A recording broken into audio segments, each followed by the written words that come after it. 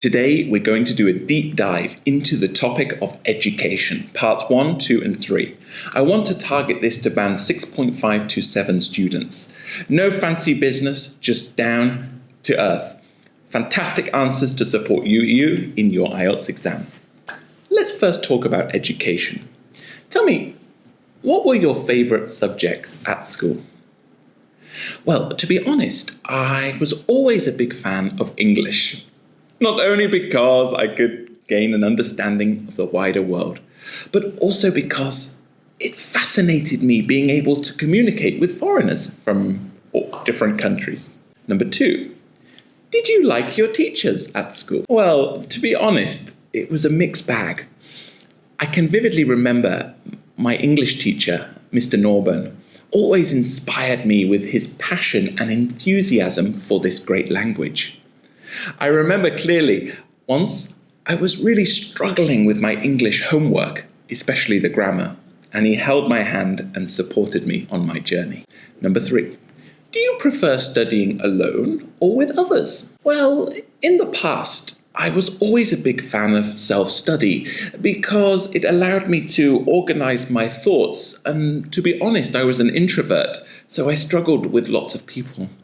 But now I love group thinking, getting ideas from a wide range of different people and discussing them. Nothing gives me more pleasure than to enjoy spending time studying with others nowadays. And number 4, what are your plans for further education? Great question. I've always wanted to pursue higher education.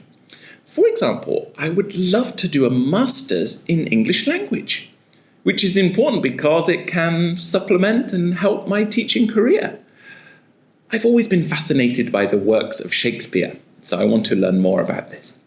You see, one of the problems with part 1, guys, is that people try too hard. They try to overcomplicate their answers. Sometimes simple, efficient answers are most effective, like having a conversation with a friend. Top tip for part 1.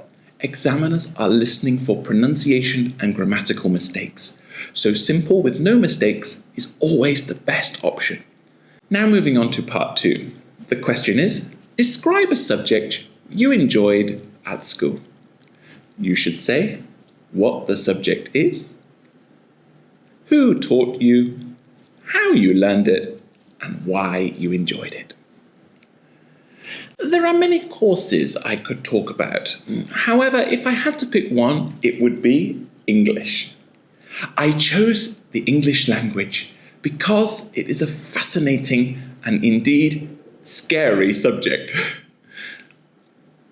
I can vividly remember when I studied at my prestigious high school, English was one of the most important compulsory subjects that students had to learn. I always found it incredibly difficult and challenging, especially when learning and reading about famous writers like Shakespeare. I can vividly recall on one occasion, I read a whole one of his plays, Romeo and Juliet, and at the end, I had simply no idea what was being discussed. In that moment, I felt incredibly ashamed, but my teacher, who was very passionate, reassured me that I was not the only one. So let me tell you a bit more about English. English is the global language of communication, which is important for people to have a bright future. Moreover, English is fundamental to people that want to pursue higher education. In my opinion, the English language is fascinating because it opens so many doors. Whether you want to study in your dream country, get a job in a prestigious company, or indeed to find a handsome foreign boyfriend or girlfriend. Having a grasp of this language will change people's lives. In the future, I will try my best to always do my English homework for my charming and charismatic teacher, Charles. I hope you enjoyed that answer. You can see I really focused on having advanced phrases and grammar structures in there. Let's highlight some of those phrases. Having a strong grasp of the English language opens so many doors, whether it be traveling around the world, getting a famous job. That structure opens so many doors, gives you boundless opportunities, lots of opportunities to do something new. Moreover, I want to highlight the vocab compulsory subjects. These are subjects that everybody needs to study in order to have a bright future. English and maths are a prime example. Moving on now, let's look at part 3. What are the advantages and disadvantages of studying abroad?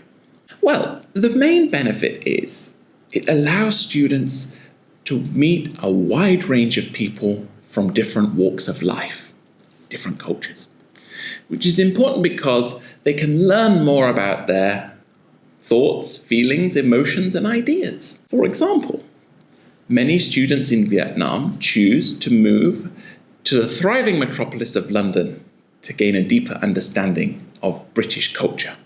However, studying abroad is very expensive, especially in Western countries. Therefore, opportunities are normally only reserved for the wealthiest in society.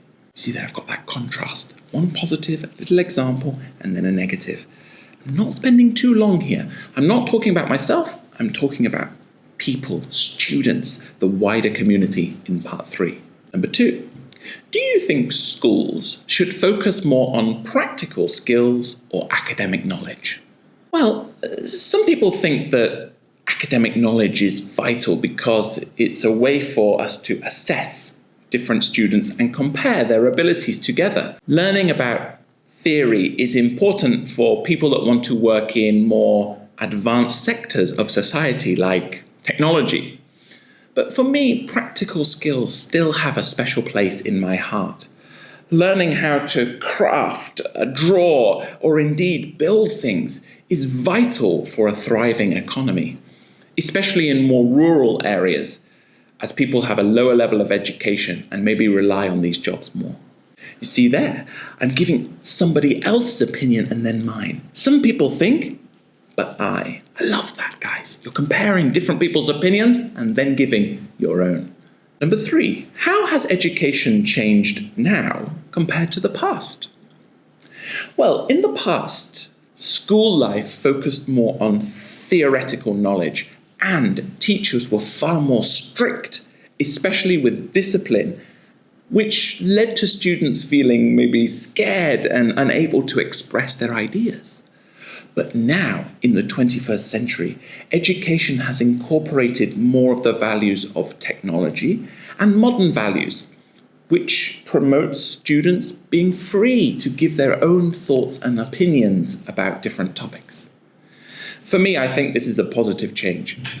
Number 4, in the future, will traditional classrooms still exist? Yes, absolutely. We cannot replace the value of one-to-one communication and interaction between a teacher and their students. I believe this is fundamental to a good education. However, I think technology will certainly make a big difference, as students are able to use AI and perhaps more self-study at home. Combined together, I think these will be vital. I want to highlight during COVID, many students studied online, but found this incredibly difficult. So classrooms will still be vital. So I'm curious if you agree with my thoughts and ideas there. I tried to give a well-balanced answer and use a range of different techniques. Let me know in the comments down below. Do you think classrooms will change in the future? Please hit subscribe. Thank you so much for watching. Bye for now.